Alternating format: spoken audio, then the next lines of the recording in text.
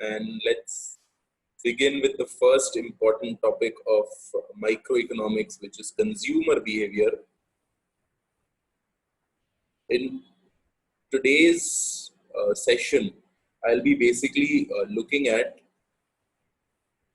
putting a theory behind how a consumer behaves by attaching something called a utility function to his preferences. I will assume a very simplistic model with a two commodity world. Okay, commodities being X and Y, right? And underlying the optimal solution X star Y star, which we get from the utility function, there's something called a budget set. Budget set basically tells us the affordability of a consumer. Okay, and it's usually written in this particular fashion: money income with the consumer is greater than equal to his expenditure, which is X into the price of X plus Y into the price of Y. Okay, this is the foundation behind any optimal choice. Only if I have a budget line along with a utility function will I be able to find out my X star and Y star. Okay, but without the budget line, nothing can be said. Later, we'll be coming into a framework where I will be given only the budget line and no utility function will be there. Yet I will be able to talk about the preferences of a consumer. That kind of a framework is something called revealed preference. Have you heard of this? I'll be coming to that in the second part of consumer behavior. Today is the first part. In the first part, we only look at the budget set and the utility functions and the optimal X star and Y star. That's it. That is the first part of consumer behavior. So behind every consumer, firstly, is his pocket. Pocket meaning the budget set. How much money does he have?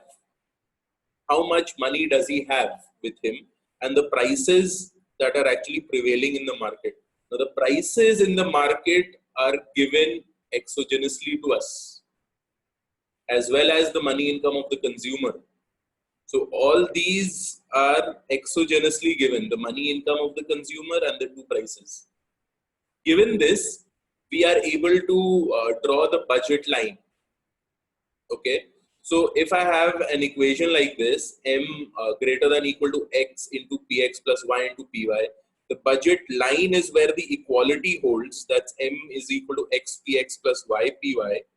In the xy space, I will be able to draw the budget line in this particular fashion, where if I consume only X and no Y, then my consumption is M by PX. And if I consume only Y and no X, then my consumption is M by PY. And the slope of this budget line is minus PX by PY. Absolute value, PX by PY. Right? And the budget set is the set of all possible XY combinations that are affordable by the consumer. That is in the shaded area. That is, if I call this A, if I call this B, then the triangle AOB constitutes the budget set for the consumer. Am I right? Is the budget set absolutely clear with everyone? Okay, this is a very simple budget line which I consider and a budget set. Often, this may not be the case. Like for example, it may be given in the problem that if the price of X is equal to say 2, if quantity of X is less than 4. And the price of X becomes equal to 5 if the quantity of X becomes greater than 4. Then the budget set or the budget line will be different. It will be interesting to do a case like this, right?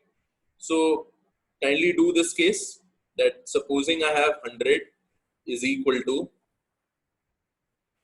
2x plus 5y. This is the budget line. If x is less than equal to 4, and the budget line becomes 100 is equal to 5x plus 5y if x becomes greater than 4. Right? In words, this can be written as, suppose I have a consumer with money income 100.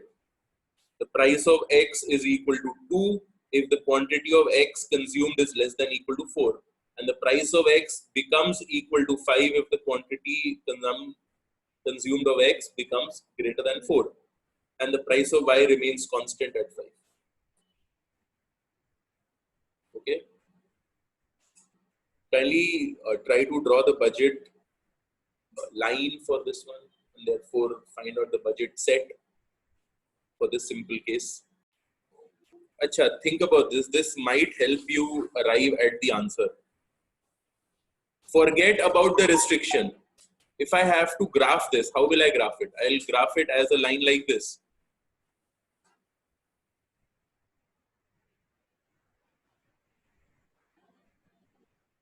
Okay. First one, I'll do a graph like this. This will be 50 and this will be 20. Okay. Now if I graph this, what will be the graph?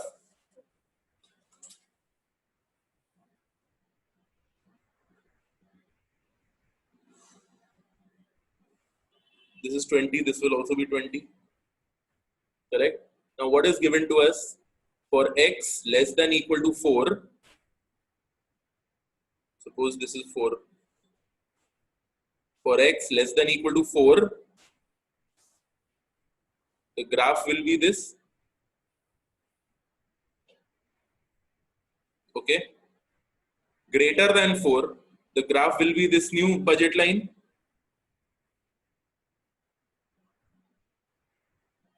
So this is the budget line. This gap, this.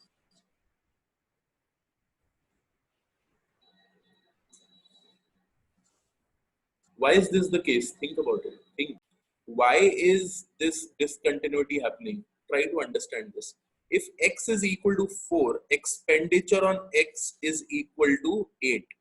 And y I can spend 92. Okay? If x is equal to 4 plus epsilon, expenditure on x will become 20 plus epsilon.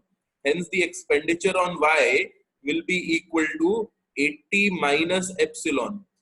Please try and understand this, where epsilon is going to 0.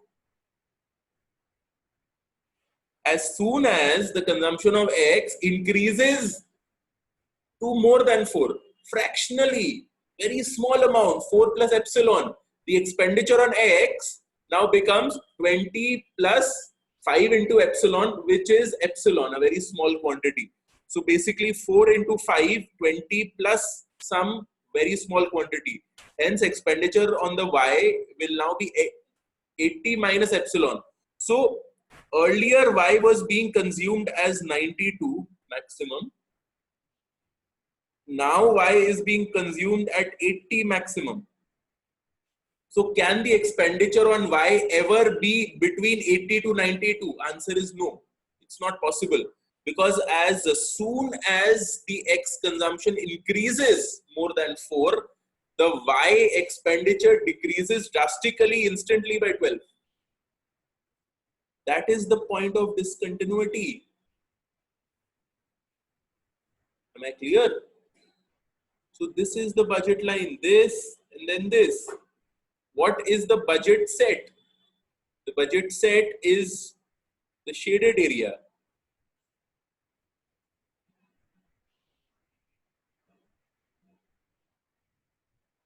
This entirely is the budget set. Am I clear?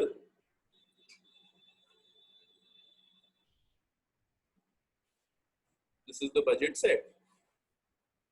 This and then this. That will be the budget set. The budget line is this and then this. This is not a part of the budget line. This is a part of the budget set, but not a part of the budget line.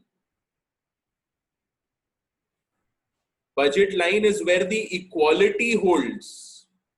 Here the equality will not hold. Am I understandable? Am I clear?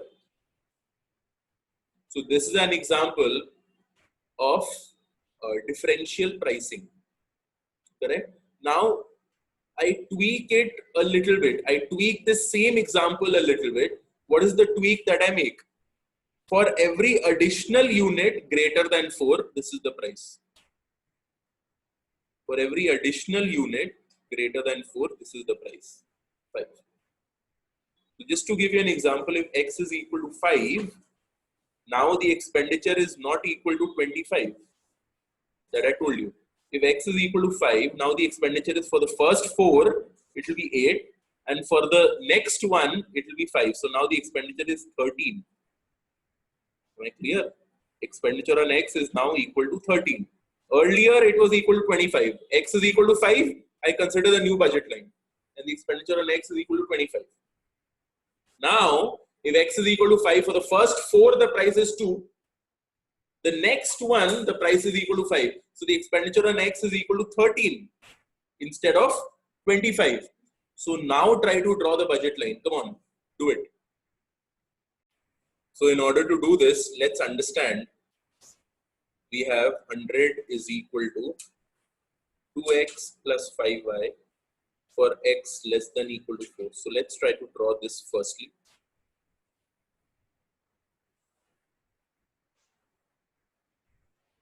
Zero x y. Have a small line like this, okay, where this is equal to 20 and this will be equal to 92. 20. The expenditure will be 92, or I don't want to mark this because I will not be marked this. Okay, so this is the graph, and this point will be basically x is equal to 4. Now, for any quantity greater than 4, please understand, it will look something like this. 100 is equal to, I have already spent 8 plus 5 into x, where x is greater than 4. So it will be x minus 4 because I have already spent on the first 4. Please try and understand this. Let x be the total quantity that I consume, right? I will be spending on the first 4 8. Supposing I consume 15 quantity of x. On the first 4 quantity, I will spend 8. On the next 11 quantity, I will spend 5. So if x is equal to 15, I'll have to do x minus 4, which is 11 multiplied by the quantity 5, plus 8 I have already spent on the first 4. So it will be something like this. This will be the budget line beyond x is 4. So this will give me minus 12. Minus 12 will go on the other side. That will give me 112 is equal to 5x plus 5y.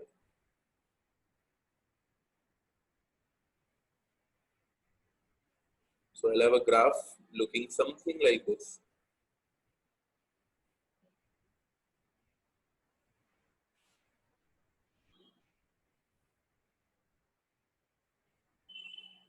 It'll be a kink because now there is no discontinuity factor. There's first, below x less than equal to 4. This is the next, greater than 4. So this is a part of the budget line. The new budget line will start from this point itself.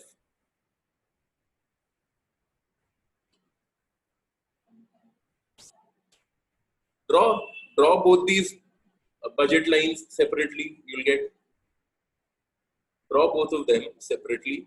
You see that they have to intersect at x is equal to 4. That is the way that it is actually defined, this budget line and this budget line. Draw it in the usual way, you see. Logically also, it should hold. And what is the maximum x that I will be able to buy now? That will be 112 divided by 5.